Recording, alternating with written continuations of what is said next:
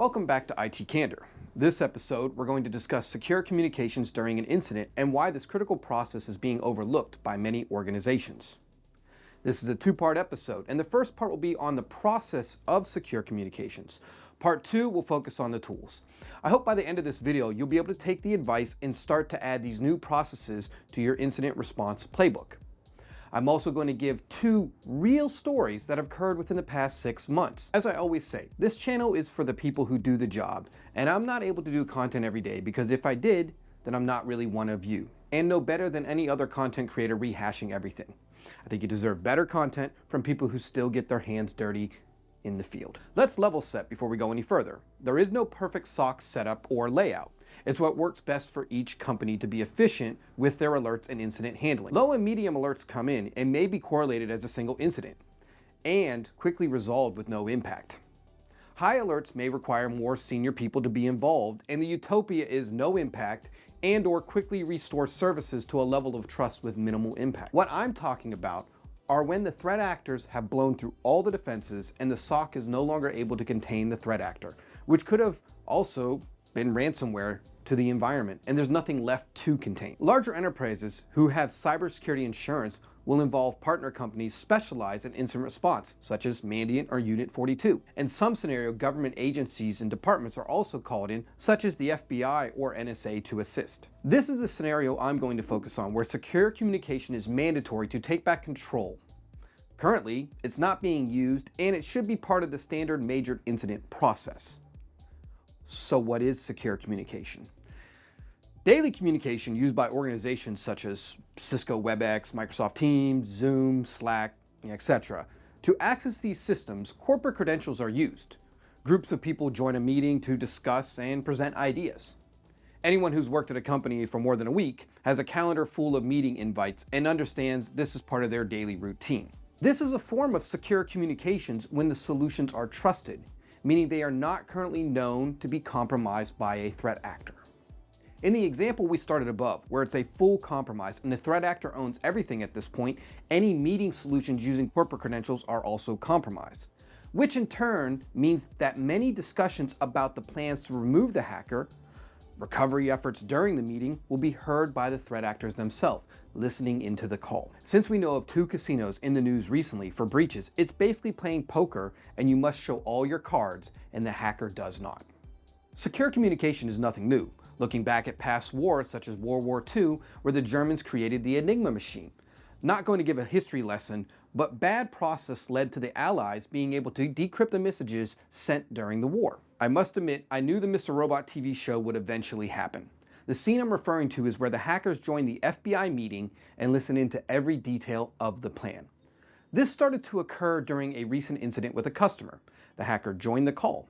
However, they just didn't listen in. They were breathing heavily, making noises, and distracting sounds. It's crazy to think how much they don't care that everyone on the call knew they were listening in. Looking at it from their perspective, they must truly believe that the organization can't touch them, and no matter what they do, the threat actors have won. Story number 2. This one is brutal. When training a new recovery specialist, the number 1 most important thing I drill into everyone's head is this question: where are the backups? I assume the worst is going to happen, but if there are backups, no matter how bad it is, the systems can eventually return to an operational state with those backups. Now back to the story. During the call, which the threat actors were present and listening, the customer starts to discuss their offsite backup strategy and recovery processes. This includes the vendor's name, the point of contact at the backup company, and who on the call will be the POC handling the communications. While this call was still ongoing, the hacker went into the POC's mailbox, sent an email as them to the backup company requesting that they purge all their backups. A few hours later, when the customer reached out to the backup company, they received an email reply stating, "We already started to purge your backups per your request about 2 hours ago." I think everyone knows at this point that I work at Microsoft in a specialized recovery team.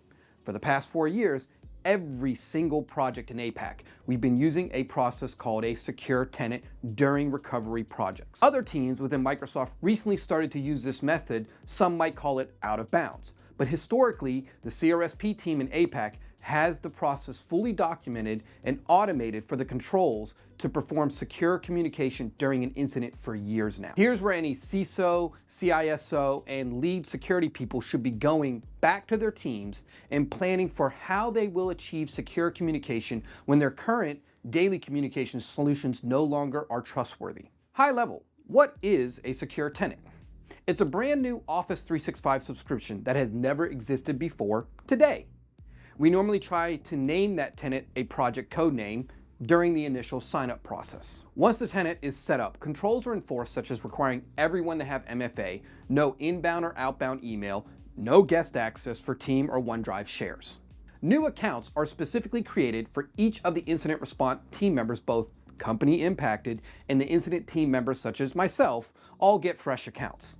This is important to control the flow of information during an incident, and too many people getting access to the plans is also a serious problem. Passing the credentials using Azure Temporary Access and then sending via iMessenger, Signal, or another messaging app just to get them onboarded.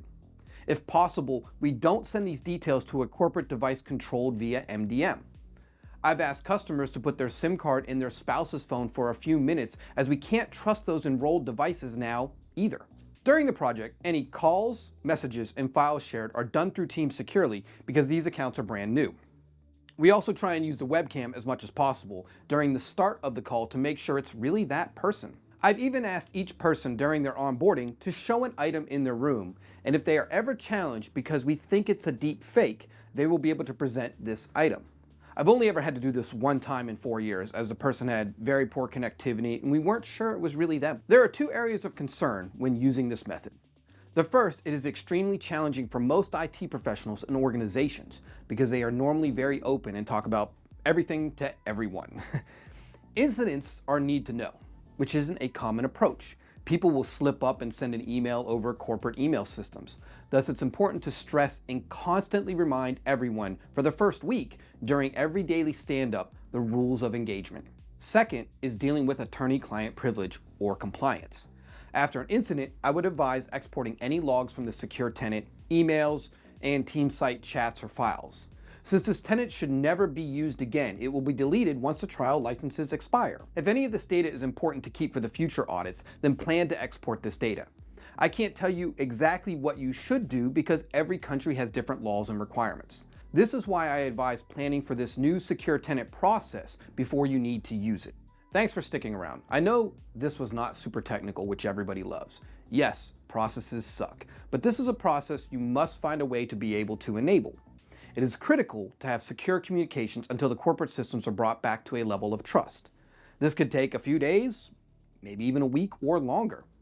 The secure tenant can be up and running in less than 30 minutes. Most of the time is spent getting the team members onboarded. After that, the incident response team members can move forward with confidence that the threat actors do not know what is coming. Drop a comment if you want to discuss more, and look out for part 2 where we discuss some of the tools used during an incident. And as always, be candor.